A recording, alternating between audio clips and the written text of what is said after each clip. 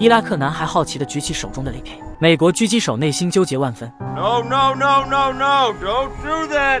最终，男孩还是被美军一枪爆头。此时，男孩父亲走了出来，看到倒在地上的儿子，他愤怒地捡起地上的 AK。此时的他完全丧失了理智，发誓一定要为儿子报仇。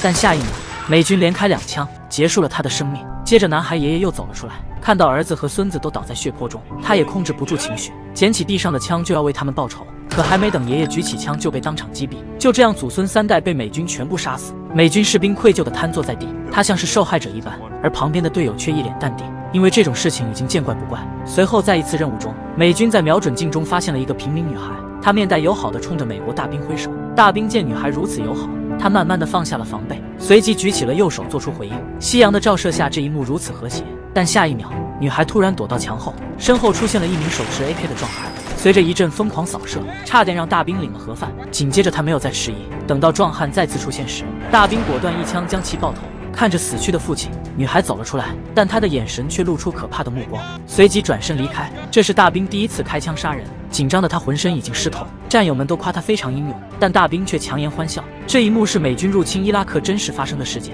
2003年3月20日，911事件发生后1年半，美国入侵伊拉克。2004年3月31日，美军陆军第1骑兵师从德克萨斯州胡德堡出发，前往伊拉克执行维和任务。他们的目的地是巴格达的贫困地区萨德尔城。那片地区已有1年未发生过动荡事件，恨不得被称为伊拉克最安全的地方，但是现在却成了美军的坟场。在武装分子的围剿之下，生死难料，烟尘遮挡了他们的视线，子弹冲击钢板的声音让这些美国大兵内心极度恐慌，到处都是火箭筒留下的战火，感觉自己已经离死不远。而且许多美军根本没有实战经验，再打下去就会彻底凉凉。于是排长立马下令紧急撤离，并向指挥部申请后援。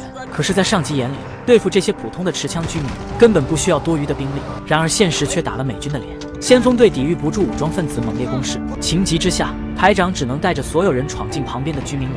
他们迅速控制楼里的住户，并在屋顶设立封锁线。但最令人奇怪的是，敌方并没有继续发动攻击，他们似乎在精心设计一场大规模的伏击。伊拉克女人抱着婴儿尸骸向美军走来，美国大兵急忙上前阻止，可女人并没有停下脚步，而是走向一旁的雷区走去。美国大兵依旧竭力地劝阻。兄弟姊妹，一声爆炸，满脸心绪的大兵久久不能平静。原来女人的孩子在战争期间被夺走生命，尸体在乱葬岗里找到。过了许久，大兵才明白。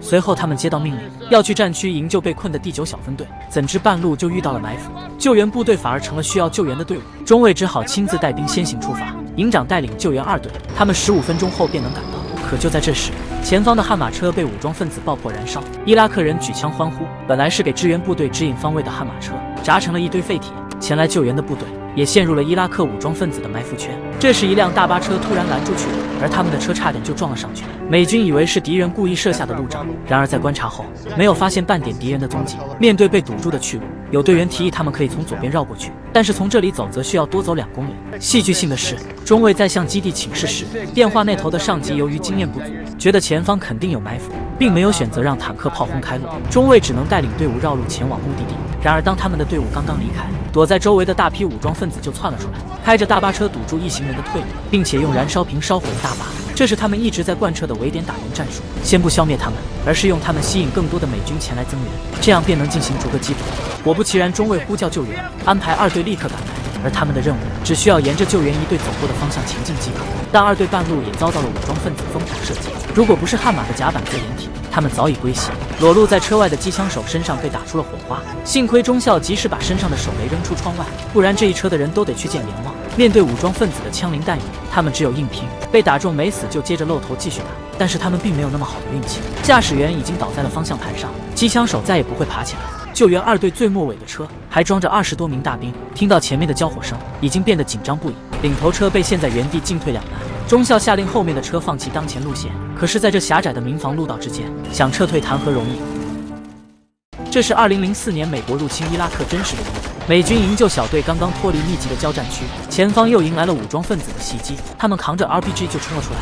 随着一声猛烈的爆炸，小队所在的战车也瞬间爆破，而这一切都是武装分子设下的圈套。刚刚还是前去支援战友的救援队，现在变成了需要救援的队伍，而这边救援2队同样落入了陷阱。一枚火箭炮从天而降，排长带领的救援2队也被打了个措手不及。但2队的末端部队还在继续前进。此时排长的脸色却突然变得凝重，他看到了一只乌鸦，这似乎暗示着不祥的兆头。队长让司机立马停车，赶紧倒回去。就是这一狗屎运的行为，躲过了2枚导弹的空袭。而此时的救援2队子弹快耗尽，大兵的哀嚎声不断，这下他们彻底没了自信，感觉自己死期已到，哭喊着请求排长解除他的职务。最后没有办法，排长让他在楼下换队友上来。就在排长走下楼，想用无线电联系外援时，2辆悍马向外侧压制，不让恐怖分子靠近。但转眼排长已经被炸得神志不清。快速应变小队再次进入萨德尔城。伊拉克武装人员的火力虽然很猛，但是小队凭借着7辆坦克，依然挺进了城市，预计40分钟就能到达一排的位置。而站在楼顶的大兵看到下面陆陆续续有平民聚集在外面，还以为他们是在撤离，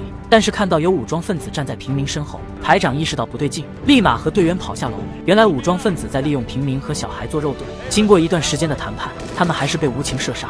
此时所有车队先锋已经到达街道，排长发射了第1枚照明弹，给救援队指明方位。照明弹发射到空中，照亮了每一个人，他们仿佛看到了希望。但愿这颗照明弹能指引着他们回家。可是先锋队并不顺利，再次遭受武装分子的攻击，他们的火力打得比之前更猛，重机枪直接把楼顶的砖墙打开。幸运的是，此刻的空中支援发现了困在楼顶的大兵，但由于战斗太过猛烈，烟雾遮挡了视线，他们再次错过了救援。没有办法，排长随即拿起手电筒，在枪林弹雨中喊着。最终空中救援队发现目标，营救出19名被困的大兵，但是美军牺牲了60多人。从2004年4月4日遭遇伏击后，第1骑兵师仍持续战斗了80天。在这1年的派驻期间，还有180多名士兵丧生在伊拉克。